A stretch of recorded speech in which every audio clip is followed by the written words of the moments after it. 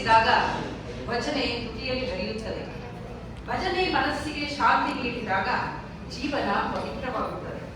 ಭಕ್ತಿ ಮತ್ತು ಭಜನೆ ಸೇರಿ ಮಾನವನನ್ನು ದೇವರ ಕಡೆಗೆ ಕರೆದೊಯ್ಯುವ ದೈವಿಕ ಮಾರ್ಗವಾಗಿದೆ ಎಂಬ ಉಲ್ಲೇಖದೊಂದಿಗೆ ಇಂದು ಭಕ್ತಿ ಸುಧಾ ಪುಸ್ತಕದ ಲೋಕಾರ್ಪಣೆ ಸಮಾರಂಭಕ್ಕೆ ಆಗಮಿಸಿರುವ ಎಲ್ಲ ಗಣ್ಯ ಅತಿಥಿಗಳಿಗೆ ಸ್ವಾಗತ, ಸುಸ್ವಾಗತ.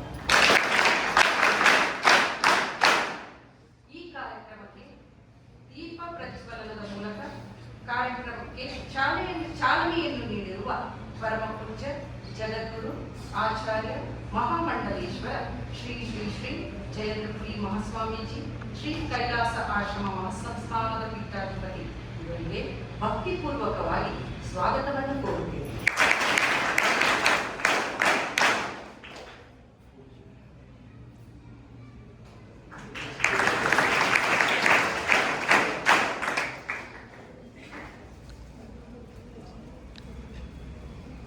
ಈ ಸಮಾರಂಭಕ್ಕೆ ಅಧ್ಯಕ್ಷತೆಯನ್ನು ವಹಿಸಿರುವ ಶ್ರೀಯುತ ಡಾಕ್ಟರ್ ಟಿ.ಆರ್. ಮೋಹನ್, ಕಾರ್ಯದರ್ಶಿಗಳು ಶ್ರೀ ರಾಜೇಶ್ವರಿ ವಿದ್ಯಾಶಾಲಾ ಟ್ರಸ್ಟ್ ಇವರಿಗೆ ಗೌರವಪೂರ್ವಕ ಸ್ವಾಗತವನ್ನು ಕೋರುತ್ತೇವೆ.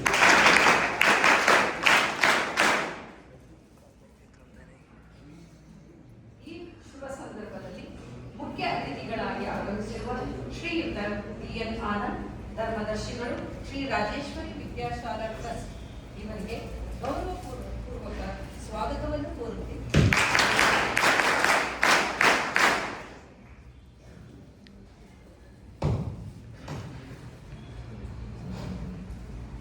ಈ ಸಮಾರಂಭದ ಮತ್ತೂರು ಮುಖ್ಯ ಅತಿಥಿಗಳಾಗಿ ಆಗಮಿಸಿರುವ ಶ್ರೀಯುತ ನಂಜಪ್ಪ ಕಾಳೇಗೌಡರು, ವಕೀಲರು, ಪ್ರಧಾನ ಕಾರ್ಯದರ್ಶಿಗಳು, ಸೌರ